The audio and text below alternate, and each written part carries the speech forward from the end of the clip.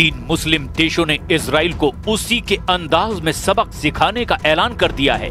मतलब ये कि युद्ध बम बारूद से शुरू होगा। जरूरत पड़ी तो इजराइल पर परमाणु हमले की तैयारी है। मुस्लिम देश इजराइल से लेबनान, ईरान, सीरिया, यमन और गाजा का पूरा हिसाब लेने जा रहे हैं। नेतन्याहू के लिए ये युद्ध बिल्कुल भी आसान नहीं, क्योंकि इस बार ट्रंप भी साथ देने को तैयार नहीं। वेस्ट बैंक पर छिड़ा गाजा से भयानक युद्ध। 22 मुस्लिम देशों का इजराइल पर हमला।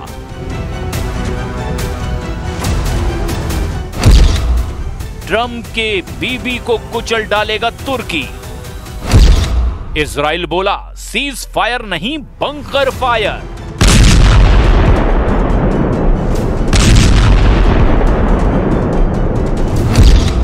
यूक्रेन से पहले खाड़ी में तीसरा विश्व युद्ध।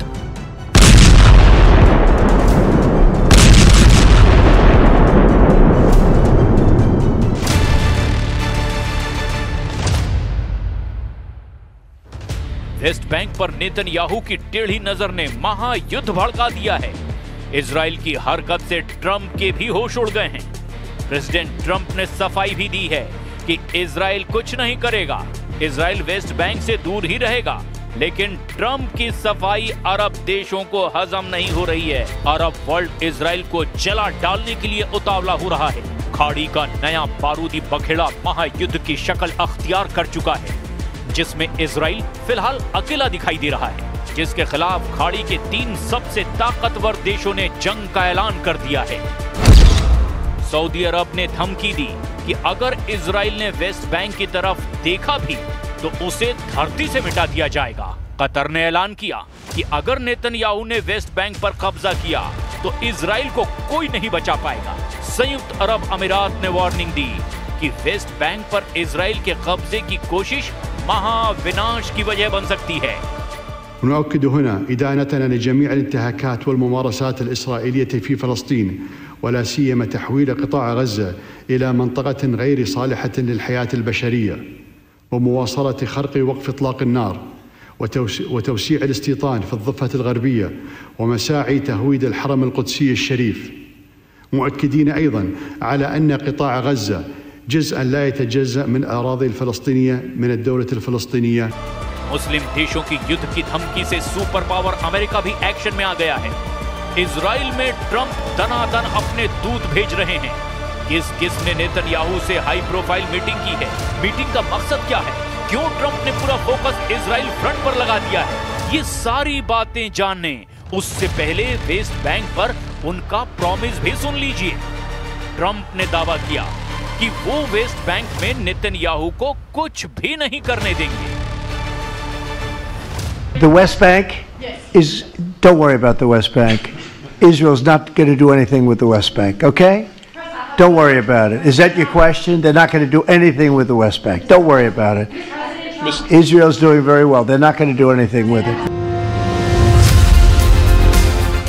ट्रंप ने मुस्लिम देशों को पक्का प्रॉमिस किया, मगर उनके भरोसेमंद देश कहे जाने वाले ही यकीन करने को तैयार नहीं, खासकर सऊदी अरब, जिसका इजराइल के फाइनेंस मिनिस्टर ने मजाक उड़ाया।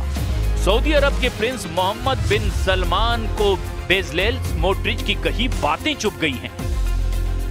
אם סעודיה אומרת לנו נורמליזציה בתמורה למדינה פלסטינית, חברים, לא תודה, תמשיכו לרכב על גמלים על החול במדבר בסעודיה, אנחנו נמשיך להתפתח באמת עם כלכלה וחברה ומדינה ואת כל הדברים הגדולים והנהדרים שאנחנו יודעים לעשות. अरब देश इजराइल की संसद में पेश हुए विधायक से भड़के हुए हैं। इजरायली संसद ने एक दिन पहले 2 बिल पास की जो वेस्ट बैंक पर इजरायली कानून लागू करने का रास्ता साफ करते हैं। पहला बिल पूरे वेस्ट बैंक पर संप्रभुता थोपने का है, जबकि दूसरा पूर्वी जेरूसलम के पास माले अदुमिम सेटलमेंट को कवर करता है। The West Bank is not going to be annexed by Israel. The policy of the Trump administration is that the West Bank will not be annexed by Israel. That will continue to be our policy. And if people want to take symbolic votes, they can do that. But we certainly weren't happy about it. जैसे ही Knesset में bill pass हुए, मुस्लिम world भड़क गया। अरब league और OIC ने भी साझा बयान जारी करते हुए इजराइल पर हमला बोल दिया। उधर इजराइल दौरे पर पहुंचे अमेरिकी विदेश मंत्री मार्क रूबियो के सामने पीएम नेतन्याहू ने सुरक्षा चुनौतियों पर फिर से चिंता जाहिर कर दी। Today, this is a circle of trust and partnership. You've been an extraordinary friend of Israel, and now we face days of destiny. We want to advance peace. We still have security challenges, but I think that we can work together, and by working together, both address the challenges and seize the opportunities. And there are plenty of both. PM Netanyahu के साथ meeting के बाद mark Rubio ने Hamas को हथियार छोड़ने की चेतावनी एक बार फिर दोहरा दी है। इजराइल के प्रधानमंत्री हमास के बंधकों के शवों को सौंपने की मांग भी कई बार कर चुके हैं। इसमें हमास की तरफ से हो रही देरी को वजह बता करके इजराइल वेस्ट बैंक मिशन में जुट गया है। वेस्ट बैंक की अहमियत क्या है, जरा इसे भी जान लीजिए। वेस्ट बैंक में करीब 30 लाख लोग रहते हैं, जिनमें 86% फलस्तीनी और 14% इजराइल बस्तियों के लोग हैं। वे अपने अपने समुदाय में रहते हैं और उन्हें एक दूसरे से कोई मतलब नहीं रहता। इनमें ज्यादातर इजरायली बस्तियां 70, 80 और 90 के दशक में बसाई गई, लेकिन पिछले कुछ सालों में वेस्ट बैंक में इजराइल के लोगों की आबादी बढ़ी है। इजराइल वेस्ट बैंक में बनी बस्तियों में बिजली पानी जैसी सुविधाएं देता है। इजराइल की सेना इन बस्तियों की सुरक्षा करती है। वेस्ट बैंक में मोडीन एलिट सबसे बड़ी इजरायली बस्ती है, जिसमें 73,080 लोग रहते हैं।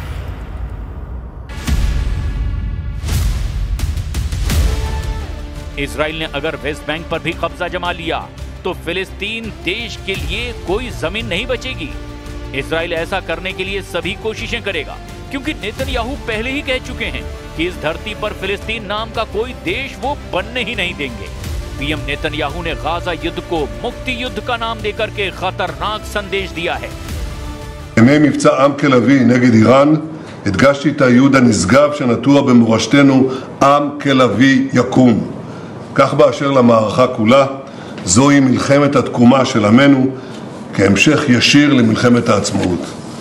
אנו גם עומדים לפני חלוקת עיטורי גבורה וצל"שים לחיילינו ומפקדינו הגיבורים. כפי שהיה במערכות צבאיות קודמות, עיטורי המערכה הנוכחית יישאו את השם הרשמי.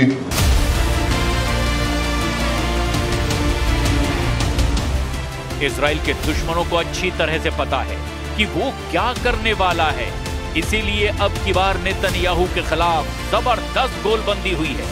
कोई शक नहीं कि युद्ध का खतरा बहुत ज्यादा बढ़ चुका है। पश्चिम एशिया में तनाव बहुत ज्यादा है, क्योंकि डोनाल्ड ट्रंप ने अब वेस्ट बैंक को अपनी नाक का सवाल बना लिया है। ट्रंप ने नेतन्याहू को क्लियर मैसेज दिया कि वेस्ट बैंक युद्ध में वो इजराइल का साथ नहीं देने वाले। तो फिर इजराइल का क्या होगा? फरवरी 2025 से इजराइल से युद्ध की तैयारी कर रहे एर्दोआन क्या पहला हमला बोलने वाले हैं?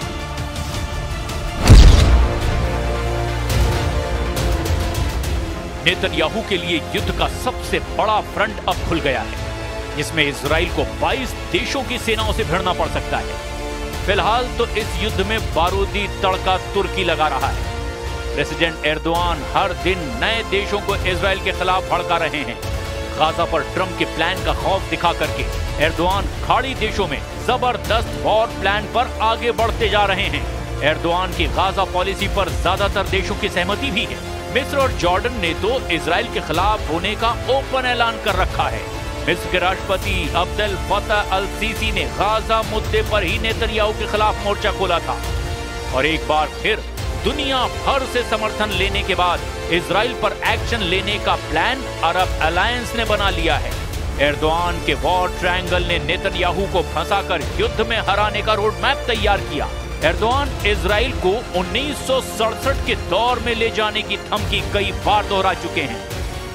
Bu itibarla 1967 sınırları esas alınarak başkenti Doğu Kudüs olan bağımsız, egemen ve coğrafi bütünlüğü haiz bir Filistin devletinin vücut bulması şarttır.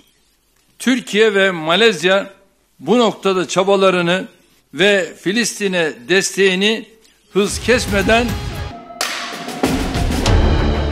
Erdogan ने युद्ध त्रिकोण कुछ ऐसा बनाया जिसमें फंसा इजराइल पूरी तरह तबाह हो सकता है। वेस्ट बैंक में ट्रंप का वादा इजराइल ने जैसे ही तोड़ा, तुर्की इजराइल पर 3 तरफ से हमला करने का प्लान बना सकता है, जिसमें पश्चिमी छोर से अरब देशों की संयुक्त सेना इजराइल पर टूट पड़ेगी, तो उत्तरी छोर से अंकारा से ऑपरेट होने वाली सेना और कमांडर जुलानी की फौज होगी। तीसरे फ्रंट पर यानी दक्षिणी छोर से इजराइल को मिस्र की लीडरशिप से चुनौती मिलेगी। इजराइल से टकराने से पहले तुर्की जबरदस्त हथियार खरीद शुरू कर चुका है। एर्दोआन ने कतर से सेकंड हैंड यूरोफाइटर जेट खरीदने की डील पर जोर लगा रखा है। वहीं ट्रंप से तुर्की F-35 फाइटर जेट की डिमांड बार बार दोहरा रहा है। पुतिन से S-400 खरीदने पर एर्दोआन को अमेरिका ने F-35 प्रोग्राम से बाहर फेंक दिया है, मगर अब एर्दोआन ने ट्रंप से दोस्ती गांठ ली है। कतर पर इजराइल के हमले के बाद वो ट्रंप से F-35 की मांग करते आ रहे हैं। तुर्की को पता है कि इजराइल के पास अमेरिका के F-35, F-15 और F-16 फाइटर जेट का बहुत बड़ा बेड़ा है, जिसकी काट फिलहाल तुर्की के पास नहीं है। मगर अरब वर्ल्ड के पास सुपर पावर के सभी जंगी लड़ाके हैं। खाड़ी देशों में अमेरिका के सैन्य अड्डे हैं, जहां हर तरह के हथियारों की तैनाती है। खासकर अमेरिकी बम वर्षक विमानों का कोई जवाब किसी के पास नहीं है। खाड़ी में अमेरिकी सेंट्रल कमांड जब बहुत ज्यादा एक्टिव होती है तो फिर कई देशों में खलबली मच जाती है, क्योंकि सीक्रेट एयरबेस से लगातार रात में उड़ान भरी जा सकती है।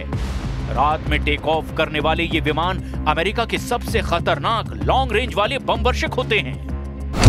अमेरिका की बॉम्बर फ्लीट के सबसे खतरनाक विमान कुछ मिनट के अंदर ही वॉर मोड में आ जाते हैं। B-1 बॉम्बर, B-2 बॉम्बर और B-52 बॉम्बर, परमाणु बम गिराने वाले ये तीनों जहाज सिर्फ ट्रंप के ऑर्डर का इंतजार करते हैं। B-1 बॉम्बर, B-2 बॉम्बर और B-52 तीनों जब उड़ते हैं तो समझ लीजिए दुनिया में कोई ना कोई वॉर जोन एक्टिव हो जाता है। अमेरिका का सबसे पुराना लेकिन सबसे खतरनाक बम वर्षक B-52 जब ये रनवे पर चलता है तो और ज्यादा विध्वंसक नजर आता है। अमेरिका का B-52 32,000 किलो के बम लेकर उड़ता है। ये एक न्यूक्लियर बम वर्षक विमान है। 8 इंजन की पावर से उड़ने वाला B-52 दुनिया का सबसे पुराना और सबसे खतरनाक बॉम्बर माना जाता है। इस बम वर्षक विमान को अमेरिका हमेशा एक बहुत ही खतरनाक मैसेज के रूप में इस्तेमाल करता आया है। हालांकि अब तक ट्रंप सिर्फ इजराइल के हक में उसके दुश्मनों को अपने हथियारों से डराते रहे हैं, मगर वेस्ट बैंक पर उनका रुख नेतन्याहू से बिल्कुल अलग है। ट्रंप चाहते हैं कि गाजा समझौता किसी भी सूरत में बरकरार रहे, लेकिन इजराइल के इरादे खौफनाक हैं। वेस्ट बैंक में इजराइल डिफेंस फोर्स की एंट्री युद्ध की आग भड़का सकती है, और अगर ऐसा हुआ तो समझ लीजिए कि पश्चिम एशिया से शुरू होगा ऐसा बड़ा युद्ध जो यूक्रेन की जंग से भी खतरनाक होगा, जिसे रोकना ना ट्रंप के बस की बात होगी, ना खामनेई और ना ही एर्दोआन की। एक नया वॉर जोन वेस्ट बैंक से निकलकर इजराइल में बन जाएगा, और फिर वर्ल्ड वॉर का खतरा भी मंडराने लगेगा, जिसमें एटम बमों का धमाका भी हो सकता है।